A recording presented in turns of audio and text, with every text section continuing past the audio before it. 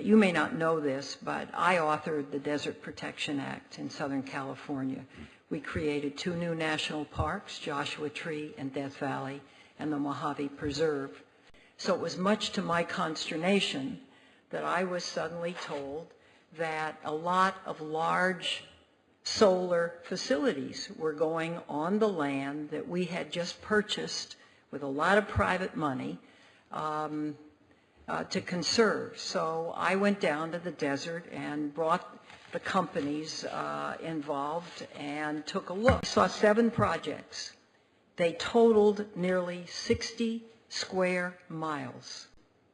60 square miles. Huge projects. And I asked, how is this done? Well, the natural topography of the land is leveled out. The sand is removed. A gravel surface is put in. The solar troughs are centered. You need a large steam plant, and you need very large transmission lines. The question comes, for me, having tried very hard over 16 years to protect this area of the desert, now to see it all in the main going for a huge number. Now, I'm only talking about 7 out of 65 projects for the area. Those were the only ones I saw. But the ones I saw was 60 square miles worth of solar troughs, huge steam plants, fences that'll go around it, right in the middle of a desert where the desert tortoise has some habitat, where there are other problems, bighorn sheep, Indian petroglyphs, and so on, and we've been able to clean up this desert over time.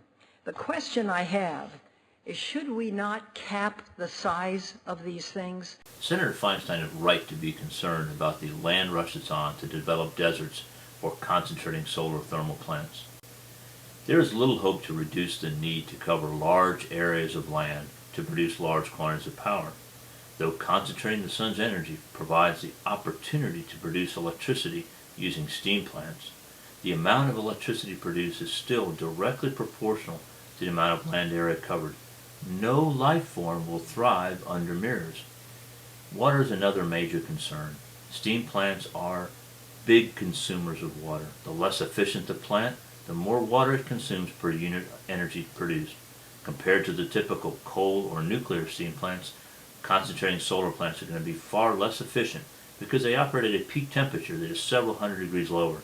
That effect gets worse when using stored thermal energy when the sun goes down.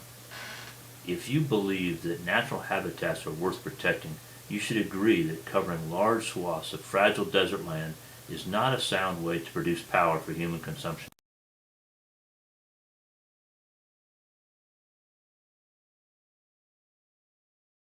In my state, I have 47,000 abandoned mines. People came in, they mined, they took the stuff they wanted, they walked away from the mines.